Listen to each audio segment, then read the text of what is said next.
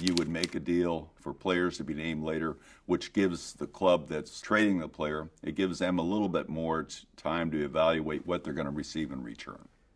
You know your return's not going to be great. So you do a player named later, and hopefully during the offseason, the fans will forget about who the players are. The player to be named later in a baseball trade is often a throw-in minor leaguer, much like Crash Davis in Bull Durham. I'm the player to be named later. Crash Davis? However, in a few cases of those players to be named later, some have become major contributors in the big leagues. They're usually lower-level prospects, and which are not big names at the time, but do tend to develop into better prospects. Kenny Rogers struggled in Yankee pinstripes and was shipped to the A's on November 7th, 1997. 10 days later, Scott Brosius was sent to New York to complete the deal. Brosius batted .300 in his first season with the Yankees, made the All-Star team for the first and only time, homered twice in Game 3 of the World Series that year, and won the World Series MVP. Kenny Rogers was a pretty good pitcher. He just couldn't pitch in New York.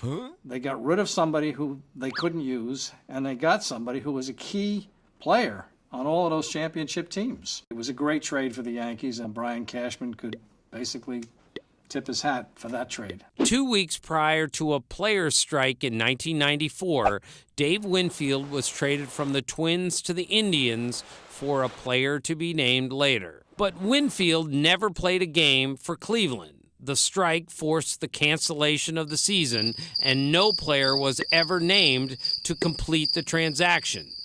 To settle the deal, executives from the two teams went to a steak dinner. The Indians picked up the check. In 1996, the Twins traded David Hollins to the Mariners, quite literally for a player to be named later, an unknown slugging first baseman / designated hitter. He even had a different last name. He was David Arias. There were baseball cards with David Arias on there. David Arias changed teams, and he would also change his name to David Ortiz. He came to the Twins one year in spring training with David Ortiz, and Tom Kelly asked if he'd gotten married during the offseason. After 6 seasons, the Twins released Ortiz, and the Red Sox picked him up.